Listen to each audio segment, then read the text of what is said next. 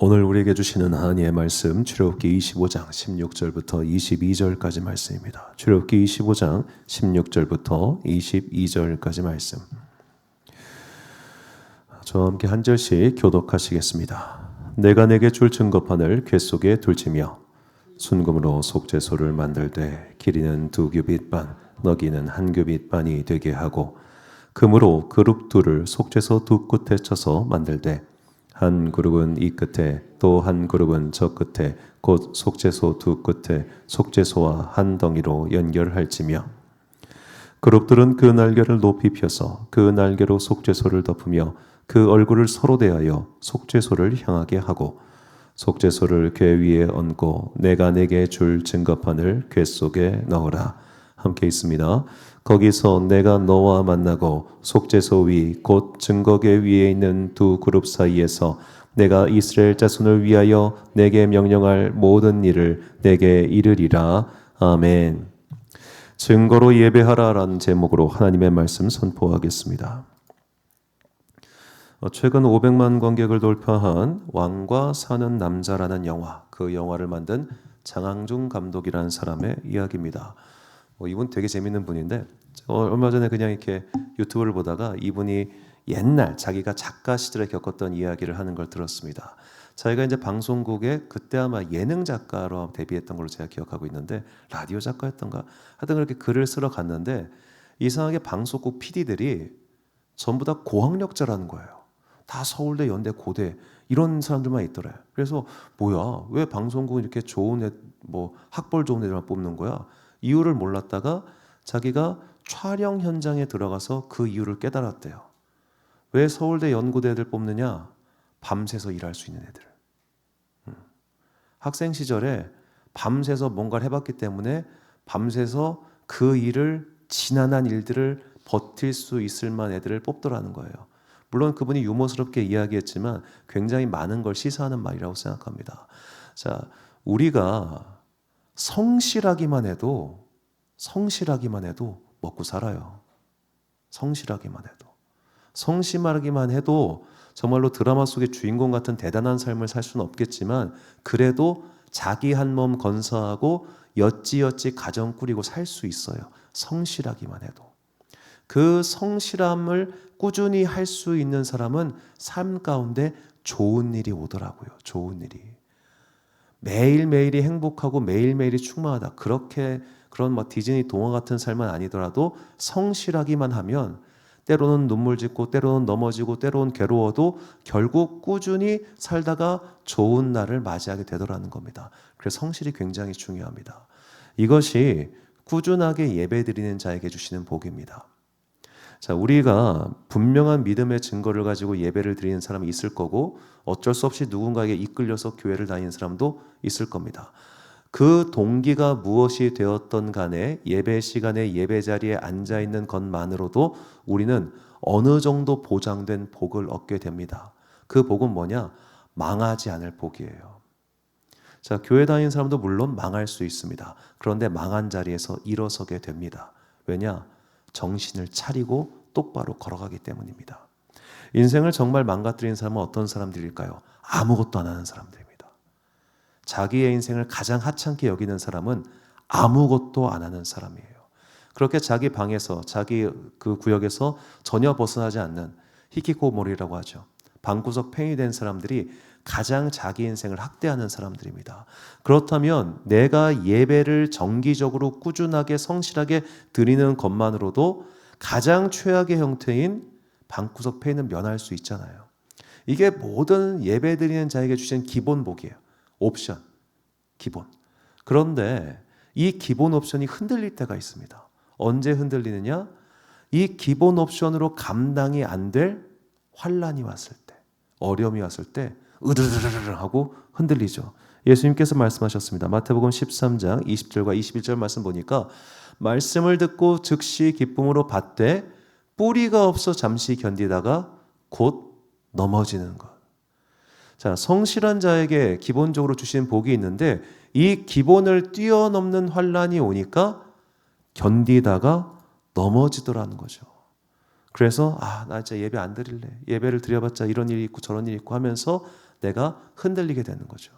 자, 그렇기 때문에 예배를 드리는 사람에게 기본적으로 성실함은 기본 탑재여야 되고 그 위에 한 가지가 더 필요한데 그것은 바로 우리가 예배를 꾸준히 드릴 수 있도록 만들어주는 믿음의 증거가 있어야 됩니다. 믿음의 증거가 있어야 예배를 드릴 수 있고 때로는 환난이 오고 때로는 고통이 오고 때로는 넘어져도 그러거나 말거나 예배를 드릴 수 있는 힘이 바로 믿음의 증거에서 온다는 거죠. 그 과학계에서 오래된 음모론이 하나 있습니다. 바로 아폴론 14호가 닐 암스트롱이 달에 간 적이 없다라고 하는 달 탐사 음모론이죠. 자, 이 음모론, 말도 안 되는 음모론이라고 다들 생각하고 있지만 의외로 꽤나 여러 사람들이 아유, 인류는 달에 간 적이 없어. 저거 전부 다 합성사진이고 방송사가 쇼하는 거야 라고 믿고 있는 사람들이 있습니다. 만약에 우리가 굳이 애를 써서 이렇게 달 탐사 음모론을 제기하는 사람들에게 달 탐사는 진짜였어 라고 증명해 주려면 어떻게 해야 될까요? 데리고 달에 가야죠. 데리고 달에 가서 얹어놓으면 걔들이 믿을 거 아닙니까? 아, 인류가 정말로 달에 갔다 왔구나 하면서 말이죠. 자, 우리가 믿지 못하는 것은 보지 못했기 때문이 있습니다. 경험하지 못했기 때문입니다. 내가 그것을 경험하면, 내가 그것을 체험하면, 내가 그것을 보면 믿게 되죠. 아까도 이제 설교 전에 우리 기도하면서 우리 성도들의 병의 치유를 위해서 기도했습니다만 저도 사실 예전에는 아유 뭐 병 치유가 일어나겠어 라고 생각했던 적이 있어요. 정말로 있었는데 제가 학교 다닐 때 제 동기가 어느 그 유명한 치유 은사 있는 장로님 그 집회를 기부스를 하고 갔어요. 목발 짚고 거기서 목발 버리고 기부스 풀고 나왔어요. 제가 그걸 보고 너무너무 놀랐어요. 저 그때 전도사였을 때였어요. 너무너무 놀랐어요. 감기는 나을 것 같아. 근데 부러진 뼈가 붙다니. 여러분 우리가 그거를 보고 체험하고 겪으면 흔들리지 않아요. 흔들리지 않아요. 그래서 봐야 하는 겁니다. 겪어야 되는 겁니다. 자, 예수님의 제자 빌립이 그가 그리스도를 만났다라고 고백하면서 친구 나다나엘에게 말합니다. 야, 내가 메시아를 만났어. 그리스도를 만났어. 라고 하니까 나다나엘이 그 유명한 말을 합니다. 야, 갈릴리에서 무슨 선한 것이 나겠느냐. 그 촌구석에서 뭐 좋은 것이 나겠어. 여기 계신 분들 뭐 저도 모르고 다들 모르겠지만 40년 제가 저희 같이 일했던 목사님 중에 40년, 50년 전에 여기 은봉에 사셨던 분이 계세요. 태어나서 고등학교 때까지 은봉에 사셨던 분. 이분이 저 여기 개척했다는 얘기를 듣고 20년 만에 여기를 다시 오신 거예요. 오시면서 그 산골짜기에서 한결이가 도대체 뭘 목표를 하겠다고 거의 산밖에 없는데 오셨다 깜짝 놀랐어요. 상전벽해. 아파트가 이렇게 많고 야 여기 옛날에 전부 다 그냥 밭이었고 산이었어. 그분이 기억하는 아산, 온양은 현충원이 다예요. 근데 와서 보니까 다른 거예요. 자, 이것이 우리가 봐야 하는 이유입니다. 이것이 우리가 겪어야 되는 이유입니다.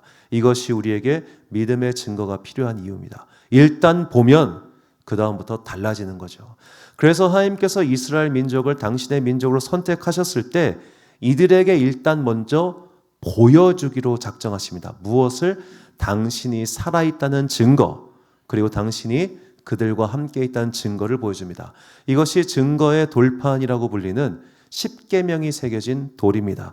출애굽기 31장 15절과 16절 말씀 보니까 모세가 돌이켜 산에서 내려오는데 두 증거판이 그의 손에 있고 그 판의 양면 이쪽 저쪽에 글자가 있으니 그 판은 하나님이 만드신 것이요 글자는 하나님이 쓰셔서 판에 새기신 것이었더라. 아멘. 자, 성경에 나오는 모든 물건들 가운데 하나님이 만드신 거 이거밖에 없습니다.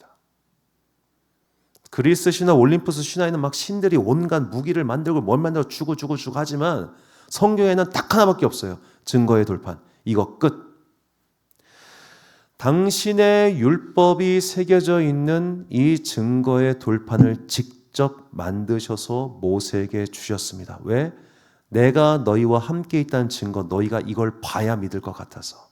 그래서 시내산에 현현하시고 시내산에서 이 증거의 돌판을 주신 거죠. 참 재미있습니다. 아브라함, 이삭, 야곱은요 이런 증거 못 받았습니다. 그런데 그냥 갔어요. 그들은 순종하고 갔고 그 이후에 증거를 발견합니다. 순종하고 가고 나중에 이삭이란 증거를 얻잖아요. 자, 이게 믿음의 조상들이었습니다. 그런데 이 그들의 후손이 이스라엘에게는 왜 먼저 증거를 보여주셨을까요? 얘네들이 수준이 안 돼서 그래요. 수준이. 안 좋은 표현이긴 합니다만 그 해외에서 사업하시는 분들이 가끔 그 나라 사람들에 대해서 이렇게 얘기하시는 걸 좀 종종 듣습니다. 나는 얘네들 하는 짓 보니까 왜 가난한지 알겠어. 라고 그렇게 말하는 거 가끔씩 들은데요. 자, 노예는요, 노예 근성이 있습니다. 이스라엘 민족은 지금 400년 동안 노예 생활을 했습니다. 노예 생활을 400년을 했으니까 수동적이죠, 나태하죠, 주도적이지 못하죠, 불평불만이 많아지죠. 그러니까 얘네들을 약속의 민족으로 만들려면 어쩔 수 없이 먼저 보여줘야 됐던 거예요. 증거를 보여주셨습니다. 그것이 약속의 돌판이었습니다. 그리고 그 돌판을 담은 상자를 만들었는데 그 상자를 증거궤 혹은 언약궤라고 부릅니다. 이렇게 나무를 만든 다음에 거기다 금박을 씌워가지고 그 위 안에다가 이렇게 십계명 돌판 그리고 만나를 담은 항아리 나중에 아론의 쌍난지파 이렇게 담고 거기다 퉁 담은 거예요. 나중에 여기에 또 하나가 들어갔는데 그건 이따 말씀드리겠습니다. 이렇게 해서 언약궤 증거궤를 만들었습니다. 증거궤로 끝난 게 아닙니다. 성막을 가리켜 뭐라고 하냐면 증거의 성막이라고 불러요. 민수기 1장 53절 말씀 보면 레위인은 증거의 성막 사방에 진을 쳐서 이스라엘 회중의 진노가 임하지 않게 하시라. 레위인은 증거의 성막에 대한 책임을 지킬지니라. 자, 증거의 성막. 왜 증거의 성막인가? 이 성막이 하나님이 계심을 보여주기 때문이었어요. 하나님의 영광이 성막에 임했고 밤에는 불기둥, 낮에는 구름기둥으로 임해 있으니까 그 성막 자체가 하나님이 살아계시다는 증거였단 말입니다. 자, 증거의 돌판, 증거의 궤, 증거의 성막. 그래서 이스라엘 백성으로 하여금 저것을 보고 계속해서 하나님의 살아계심을 체험하고 느끼고 보고 겪으면서 온전한 예배를 드리기를 바라셨지요. 자, 바라셨다는 것은 뒤에 뭐가 나올까요? 그렇게 되지 못했다는 겁니다. 왜 그 이후로 그들의 믿음은 빠그러지고 말았을까요? 자, 우리가 우주 탄생 이론을 빅뱅 이론이라고 하죠. 자, 빅뱅 이론은 만물의 시작이 어떤 점에서 빵 폭발해가지고 어마어마한 속도로 쫙 뻗어나가서 이 우주가 형성되었다 그렇게 말을 합니다. 그러면 그 빅뱅의 시작이 되는 그 원자, 그 처음은 도대체 누가 시작한 겁니까? 자, 만물의 제1원인이라고 하는 이거는 이제 고대 아리스토텔레스부터 시작해서 철학자들이 계속해서 연구를 한 거예요. 이상하게도 그리스 철학자들은 만물의 시작 근원에 대해서 관심이 많았어요. 만물의 시작이 뭘까? 불일까? 물일까? 바람일까? 땅불바람 물마음 중 도대체 무엇인가? 계속 고민을 하다가 마침내 연구를 하고 계속 생각한 것이 운동 에너지라는 게 있잖아요. 운동 에너지. 운동 에너지는 반드시 누군가가 턱 눌러줘야 시작하는 거 아닙니까? 만물의 시작, 만물의 제1원인으로서 초월적인 존재, 신이 있다라고 그리스 철학자들은 생각했습니다. 이것은 그 이유도 계속해서 마찬가지였습니다. 자, 그래서 사실 인류의 많은 사람들은 무신론자가 아니에요. 뼛속까지 어떠한 영적인 세계도 없고 어떠한 초월적 존재도 없고 오직 눈에 보이는 것만이 전부다라고 생각하는 뼛속까지 무신론자인 사람은 전 세계 인구 중에 10%도 안 될 겁니다. 그런 사람들 유물론자라고 하거든요.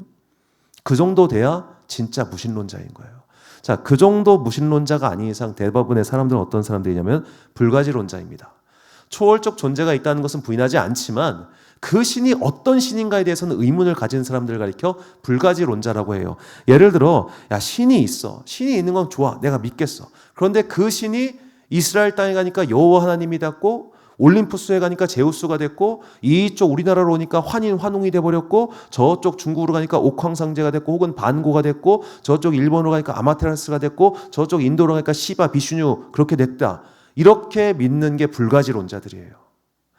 자, 우리가 신 존재를 증명했을 때 그 신이 여호와 하나님이라는 걸 어떻게 하냐 이 말이에요. 마찬가지예요. 증거의 궤가 있어요. 증거의 성막이 있어요. 있네. 거기서 끝인 겁니다. 저게 뭐라고? 그냥 돌인데? 그냥 텐트인데? 그냥 나무에다 금박이 입힌 건데? 처음에는 감동했겠죠. 처음에는 놀랐겠죠. 그런데 세월이 지나면서 그건 그냥 신기한 것도 아닌 전통적인 어떤 그 이상 그 뭣도 아니었어요.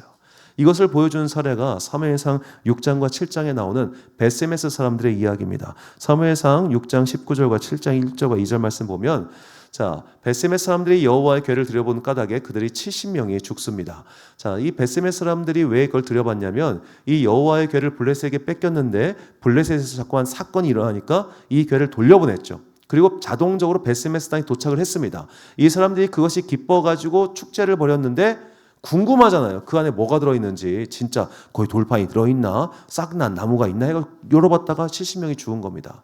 자, 그러고 나니까 무서워가지고 야 이거 빨리 저쪽에 치워버려 해가지고 여호와의 궤를 산에 사는 아비아답의 집에다가 갖다 놓습니다. 여호와의 궤는 어디에 있어야 됩니까? 성막에 있어야죠. 근데 왜 산에다 갖다 치워요? 이미 증거로서의 의미를 상실하는 거예요. 여러분, 내가 믿지 않으면 어떤 증거를 갖다 대도 믿지 않습니다. 마치 달 착륙에 대한 증거를 아무리 들이매도 난 못 믿겠어 라고 말하는 사람처럼 아무리 물리적인, 아무리 과학적인 어떠한 증거가 발견돼도 믿지 않는 사람은 안 믿어요. 여러분, 터키에 있는 아라라산에서 예를 들어 노아의 방주가 있었다는 그 나무판 흔적이 발견되면, 고고학적으로 발견되면 그때 믿으시겠습니까? 그거 나와도 안 믿을걸요? 예전에 고고학자들이 아무리 이스라엘 일대를 뒤져봐도 다윗이란 이름이 안 나오는 거예요. 그래가지고 19세기 말에서 20세기 초반에 어떻게 학자들이 생각했냐면 다윗은 뻥이다. 이렇게까지 뒤졌는데 한 글자도 안 나온다는 건 다윗이란 인물은 실존하지 않았다라고 결론을 내려버립니다. 그러다가 1970년대에 거기서 발견이 돼요. 다윗의 이름이 그 문서에 나오는 게 발견이 돼요. 외교 문서에 돌에 새긴 게. 자, 그러면 70년대 그게 발견됐으니까 성경이 진짜구나, 참이구나 해가지고 많은 사람이 주님께 돌아왔습니까?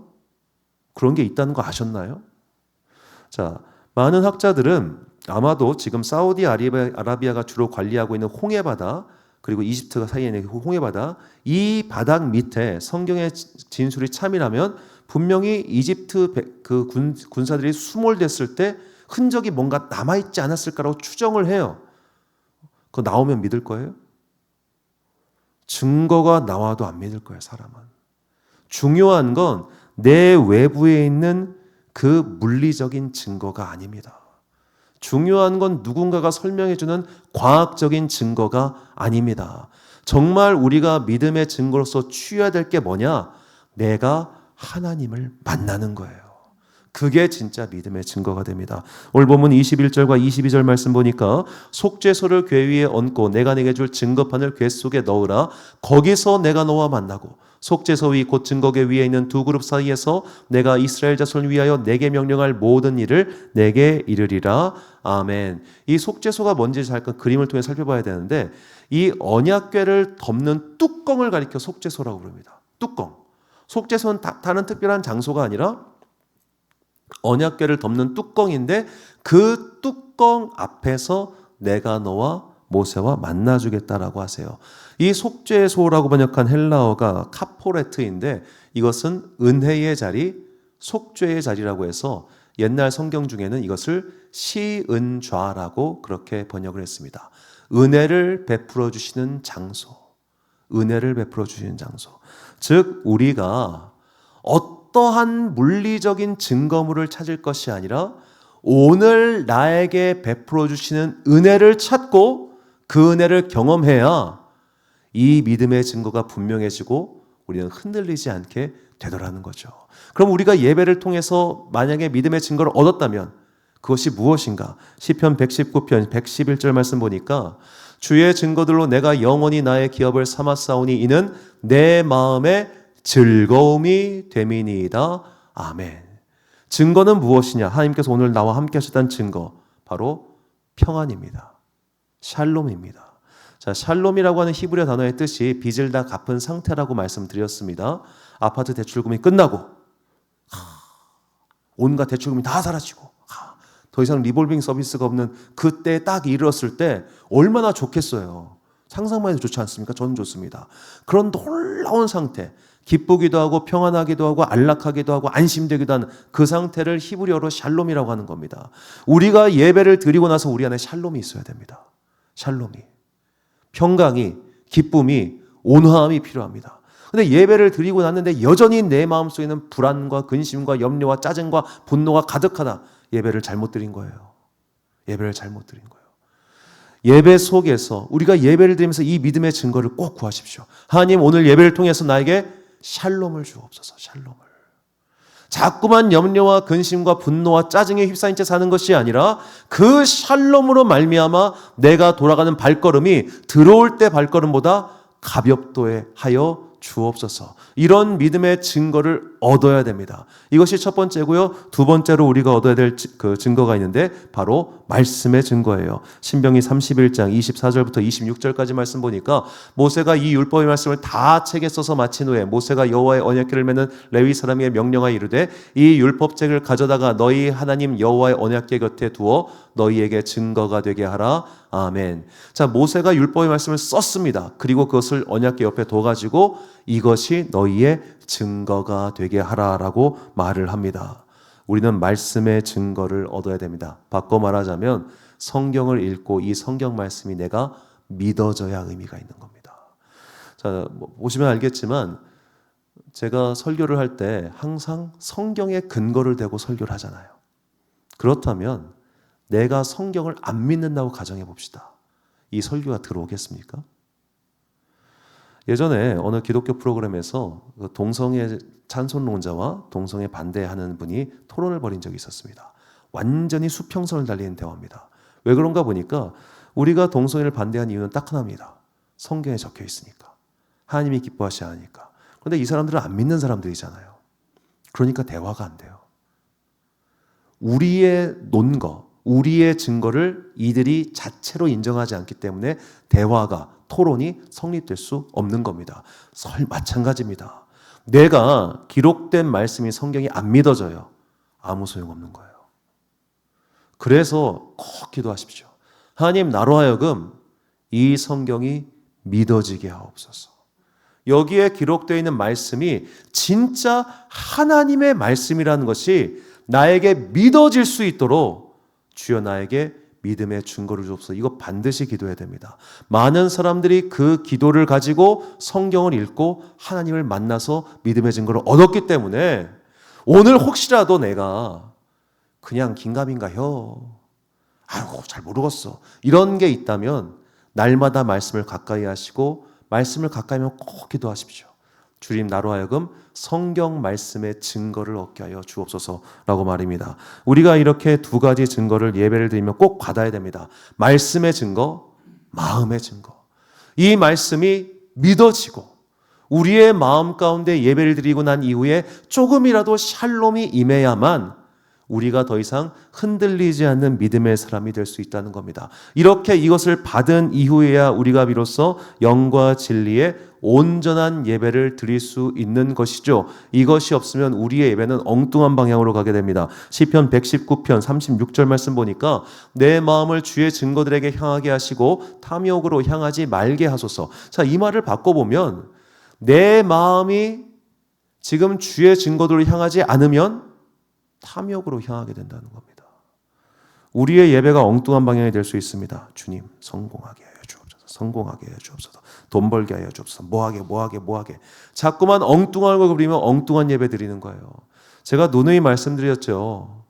돈이 하나님의 살아계신 증거라면 통일교 가야 돼요, 우리. 문선명이만큼 단군일에 문선명이만큼 단기간에 부자가 된 사람이 없어요. 대단한 사람 아닙니까? 사람의 많음이 하나님께서 함께 하시는 믿음의 증거라면 신천지만한 부흥을 세상에 누가 일으켰습니까? 대단한 종교예요. 삐까번쩍한 건물이 우리의 믿음의 증거가 된다면 장길자 이단이야말로 최고예요. 하나님의 교회 장길자 이단.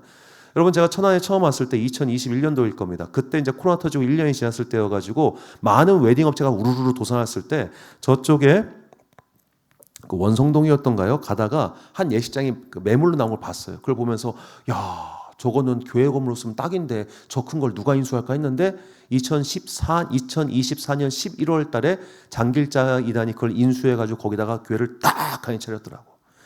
이거 또 이제 2년 전에 천안 아산 쪽에다 아산에 하나님의 교회가 3개가 있어요. 건물이 지하 2층, 지상 5층이요. 그 큰 데를 지어놨는데 제가 그 사람들 기사를 살펴보니까 거기 누가 주로 많냐면 외국인들이 많아요. 외국인들이. 그러니까 이렇게 천안이나 아산 쪽에서 일하시는 분들이 거기를 정말 많이 가시더라고. 왜 갈까요? 가면 좋잖아요. 사람 많고 아는 사람 있고 커뮤니티 생기고 뭐 생기고 뭐 생기고. 예배의 목적이 믿음의 증거를 얻는 게 아니라 나의 만족을 위해 예배를 드리니까 얼마든지 이단 사이비로 갈 수 있는 겁니다. 우리도 똑같습니다. 오늘 얘가 예배 자리에 앉아가지고 예배를 드리는 목적이 증거가 아닌 다른 거가 돼버리면 그들과 내가 하나도 다를 바 없는 삶이 되는 거예요. 그래서 우리가 꼭 예배를 드리면서 말씀의 증거 그리고 마음의 증거 하나님께 주시는 그 성령의 증거를 구하면서 온전한 예배를 드릴 때 우리는 비로소 믿음의 다음 단계로 넘어가게 됩니다. 그 다음 단계가 뭐냐? 바로 증인의 삶이에요. 증인의 삶. 사도행전 1장 8절 말씀 보니까 오직 성령이 너희에게 임하시면 너희가 권능을 받고 예루살렘과 온 유대와 사마리아와 땅끝까지 이르러 내 증인이 되리라 하시니라. 아멘.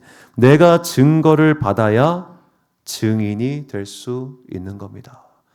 예수 그리스도의 증인, 어디를 가서나 그리스도, 하나님께서 살아계시고 예수 그리스도가 살아계시며 그분이 우리의 구원자가 되셨다는 증인으로서의 삶, 그 삶은 단순히 그냥 밖에 나가서 노방전도하자 이런 삶이 아니에요. 물론 그것도 굉장히 훌륭한 삶입니다만 그렇게 오늘 나와 더불어 만나는 사람들에게 예수 그리스도의 생명의 향기가 되는 삶이 필요한 겁니다. 고린도후서 2장 14절부터 16절까지 말씀 보니까 우리는 구원받은 자들에게나 망하는 자들에게나 하나님 앞에서 그리스도의 향기니 누가 이 일을 감당하리요. 누가 감당합니까? 증인이 된 사람, 믿음의 증거를 받아서 증인으로서의 삶을 결단하고 나아가는 사람이 바로 이 사명을 감당하는 사람들입니다. 이 사명을 과거에 감당했던 증인들을 가리켜서 영어로 뭐라고 부르느냐? 순교자라고 불렀어요. 자, 증거라고 번역한 헬라어가 마르티온이고 증인이라는 헬라어가 마르투스인데 이 마르투스에서 따온 영어 단어가 순교자를 뜻하는 마터입니다. 순교자야말로 증인이에요. 야, 저 사람 저걸 위해 죽는 걸 보니까 저게 진짜구나 라는 겁니다. 여러분 이단 사이비를 위해 죽는 사람 봤습니까? JMS 이단이 유명했죠. 그 JMS 교단에서 2인자 내지 3인자라고 불렸던 사람이 정명석이 배신하고 그 넷플릭스 거기 나와가지고 다큐멘터리 증언하지 않았습니까? 자기는 속았다고 정명석한테. 이게 이단 사입입니다. 결정적인 순간에 자기의 욕망을 따라왔기 때문에 욕망보다 더 큰 생명을 걸 수 있을 리가 없지요.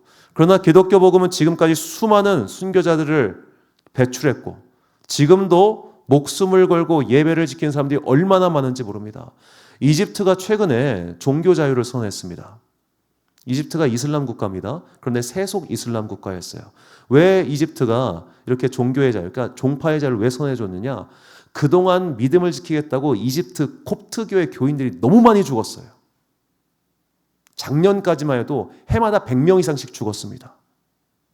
예배를 지키겠다고. 그런 사람들이 지금도 우리가 통계로 못 잡을 뿐이지 엄청나게 많아요. 많은 사람들이 믿음의 증거를 가지고 증인으로의 삶을 살다가 순교자로서 죽었습니다. 이거 이상의 증거가 어디 있습니까? 그러므로 자꾸만 내 마음 가운데 의심이 생기고 근심이 생기고 아닌 것 같고 진짜 이거 맞나? 라는 생각이 든다면 정말로 하나님 앞에 나와서 신실하게 기도하십시오. 하나님 증거를 주세요. 내가 이거 끝까지 믿고 살 수 있게끔 증거를 주세요. 말씀의 증거를 주시고요. 믿음의 증거를 주시고요. 예배를 통해서 증거를 주세요라고 기도하십시오. 그러면 하나님께서 반드시 증거를 주십니다. 구하라. 얻을 것이라고 하셨는데 성령의 증거를 왜 안 주시겠습니까? 이미 구하는 자마다 성령을 받을 거라 말씀하셨는데 왜 안 구해요? 안 구하면서 없대요. 안 구하면서 안 된대요. 그러지 말고 구해야 돼요. 그래야 우리가 다른 삶을 살 수 있습니다. 예배자로서의 복뿐만 아니라 내가 증인으로서의 삶을 살아갈 때 주님께서 우리와 동행하시기 때문입니다. 성막에서 하나님의 임재가 가득했을 때 그 성막에 계셨던 여호와 하나님께서 이스라엘 백성과 광야를 동행하셨듯이 오늘 우리가 증거를 받아 증인으로서 살아갈 때 주님께서는 결코 우리를 버리지 않으시고 우리의 삶에 항상 함께하여 주사 우리의 결국 천국까지 우리와 동행해 주실 것입니다. 이 땅을 살아가는 동안 그 동행의 기쁨과 복을 얻어서 흔들리지 않는 믿음의 사람이 되어 온전한 증거의 예배를 주님께 드리는 여러분과 제가 되시기를 주님의 이름으로 축원합니다. 결단의 말씀 디모데전서 6장 11절과 12절 말씀 우리 같이 한 목소리로 봉독하겠습니다. 시작. 오직 너 하나님의 사람아 이것들을 피하고 의와 경건과 믿음과 사랑과 인내와 온유를 따르며 믿음의 선한 싸움을 싸우라. 영생을 취하라. 이를 위하여 내가 부르심을 받았고 많은 증인 앞에서 선한 증언을 하였도다. 아멘. 사랑하는 지혜빛 광성교회 성도 여러분, 그리고 이 주일 예배 함께 드리고 계신 귀한 주님의 자녀 여러분, 믿음의 증거를 반드시 받으셔야 됩니다. 그래야 넘어지지 않고, 그래야 우리가 간절히 바라는 바 하나님의 증거를 받을 수 있게 됩니다. 그러면 흔들리지 않고요. 그러면 증인의 삶을 살 수 있고, 증인의 삶을 살면 주님께서 우리의 영혼을 끝까지 책임져 주십니다. 그렇게 하나님과 함께 동행하는 그 기쁨을 이 땅에서 미리 누려 결국 우리가 가게 될 천국의 삶을 미리 쟁취하고 미리 느끼며 그 복된 삶을 열심히 살아가는 그런 여러분과 제가 되시기를 예수님의 이름으로 축원합니다. 우리 함께 찬양 전능하신 나의 주 하나님의 이 찬양 부르신 후에 기도와 축도로 예배를 마치겠습니다.